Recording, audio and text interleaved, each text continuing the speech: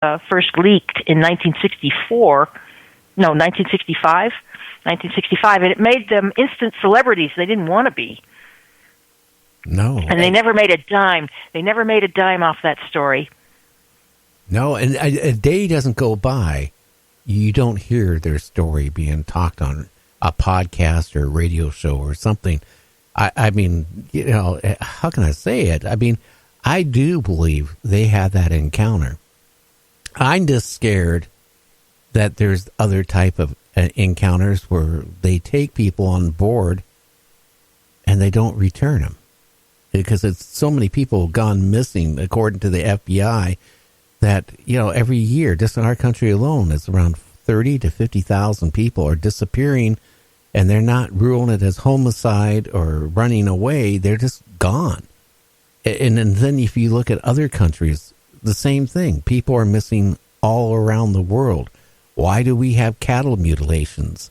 Why do we have human mutilations? There's a lot going out there, Jean. There's a lot. There is a lot, Gary. But I've also met people who say, if the ETs landed in my yard, I would happily go with them.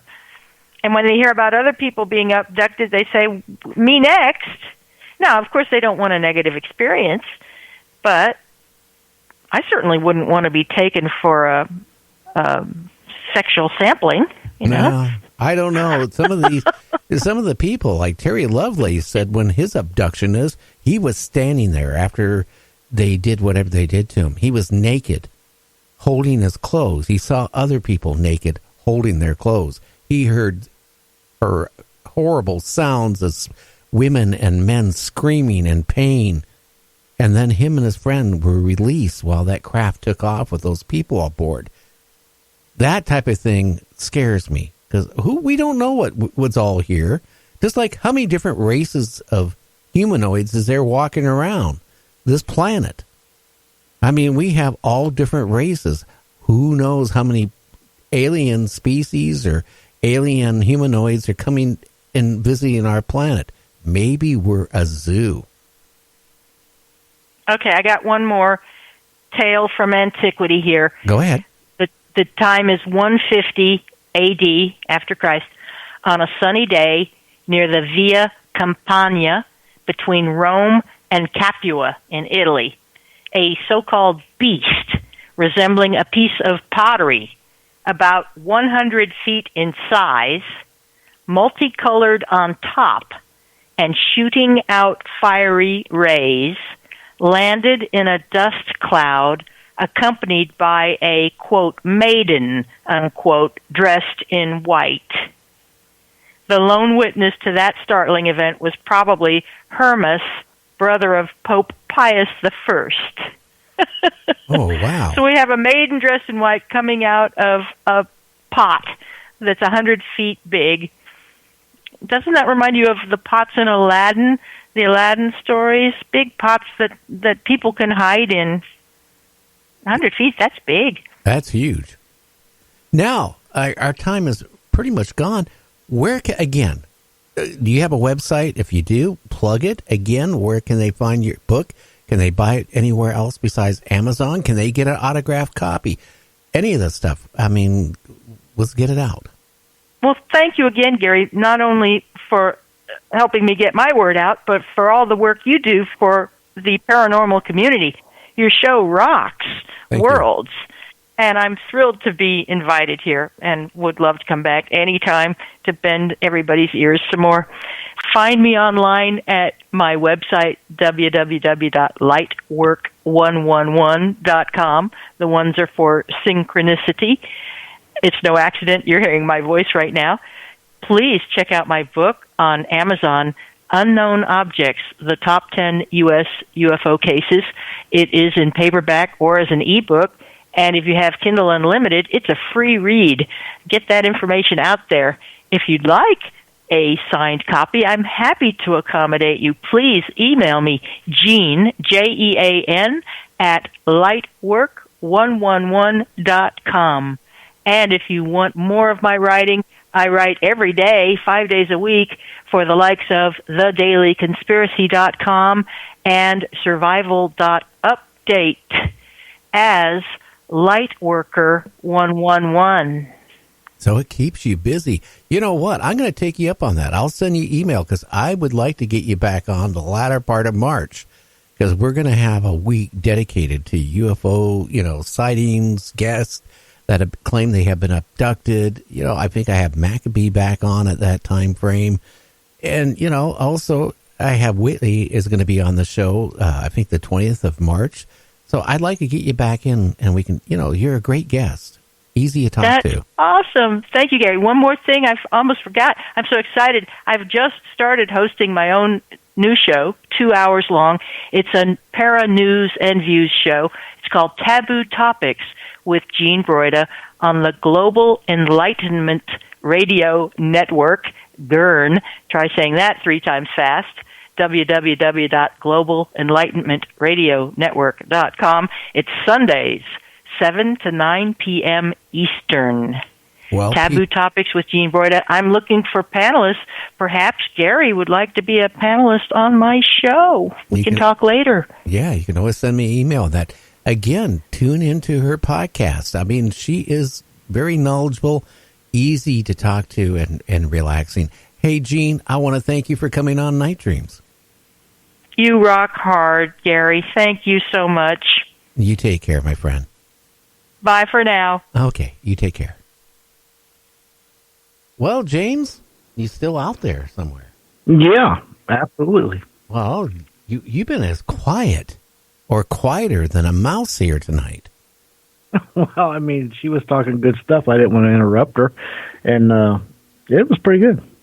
Yeah, I mean, a lot of we touched on so much, like the nuclear test, the servicemen had to, experience the nuclear detonation close up.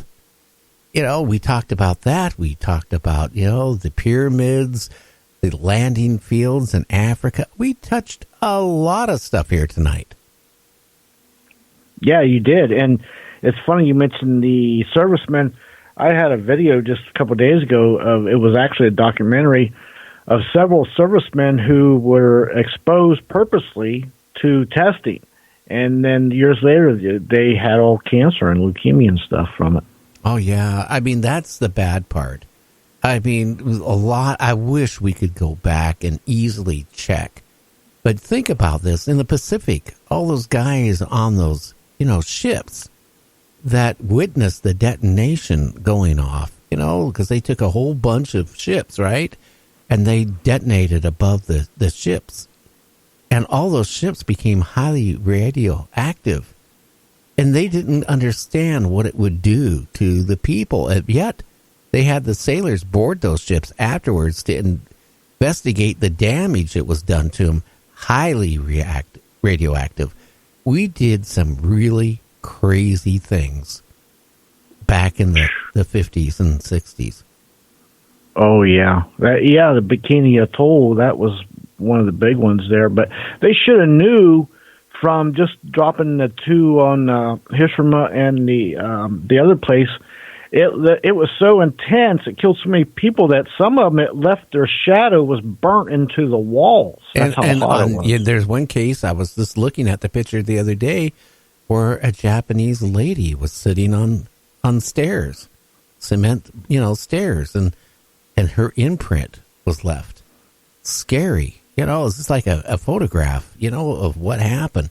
But you think about it, we knew that it killed a lot of people, did all this stuff, but we didn't know what the long-term effects would be with radiation. It's scary.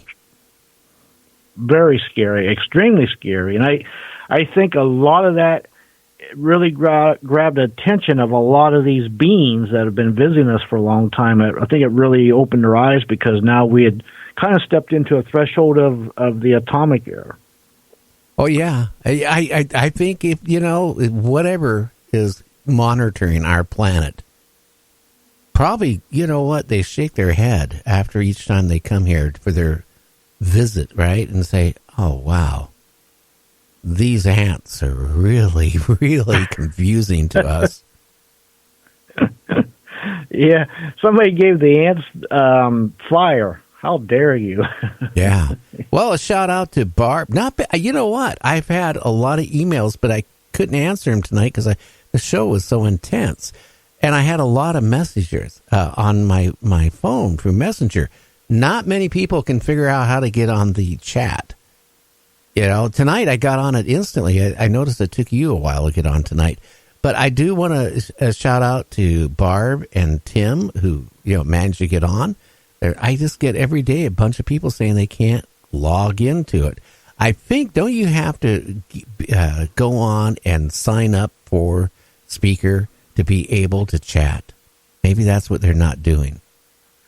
I don't remember, but sometimes that's not the problem I have. The problem I have is it sometimes it will ask you to put in your password for whatever you got it under, Google or Facebook or whatever it is.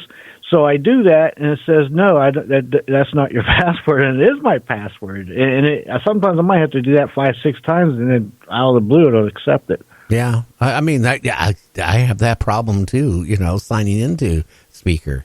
And, because I use that along with my broadcast software that goes out to the radio stations. But, I mean, Speaker sometimes can be really, habit forming to, and where you pull your hair out trying to get on it.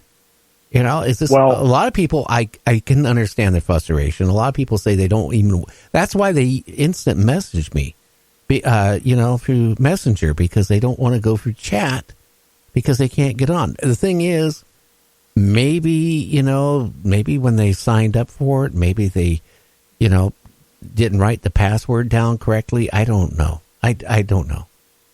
Well, I will say this. I can only get on it with my laptop. The problems I'm talking about is with my laptop. I can't get on it with my phone at all. It won't recognize none of my passwords at all. I've never got on it with my phone. Yeah, Seriously. I've heard that from other people saying they, a lot of people do listen on their iPhone or, cell phone to the show. And I hear the same thing, that they can't get on chat with their phone, but they can go to their laptop or they can go to their desktop and they have no trouble. So maybe I need to send another message to their tech support and find out what's going on. But anyway, tomorrow on the show, who's our guest? Tomorrow is Mark Sargent, and we're going to be talking flat Earth. Yeah, that's going to be interesting too. Now, I'm looking forward to it. Yeah. I always wonder if the world is flat. Tell me how the oceans just don't run off. But hey, I'm not. Maybe the guy can convince me tomorrow that the Earth is actually flat. Well, I'm going to be definitely going to be on that one. I might even have a question or two, but yeah, I definitely want to hear how that comes out because it's going to be interesting. We haven't had a pro flat earther on, and I don't think for a long time. Oh yeah. Now again tonight, our guest, you can find her book Unknown Objects. The story of the U.S. UFO case. I took my glasses off. I can't see the screen. Isn't that bad? Anyway, it's available on Amazon. Yeah, so go out there and check it out. Yeah, I'm sorry. Unknown Objects, the top 10 U.S. UFO cases. I put my glasses on. I can now read it. Isn't that nice? Oh, there's so many cases. I don't know how you'd find 10 top ones. I tell you, there's so many landmark cases and sightings and abductions out there. But she's a great storyteller. So you know what? When she's telling us about all this stuff, it just brings you right into it. So, I think it'd be a good weekend read, a must, be to purchase if you're into UFOs. Anyway, if you're an author out there and you have a book you want to promote on our website, well, you can check our website out. It tells you how you can do it. We can actually promote your book up there for 30 days. We get a lot of traffic on our website. Anyway, till tomorrow, James, I want you to have a great evening. Go eat some sugar frosted flakes. I'm going to be eating. My son made a whole bunch of Chinese food. That's what I'm going to have tonight. Yummy. Bye-bye. Okay. Everybody have a good one. We'll catch you tomorrow.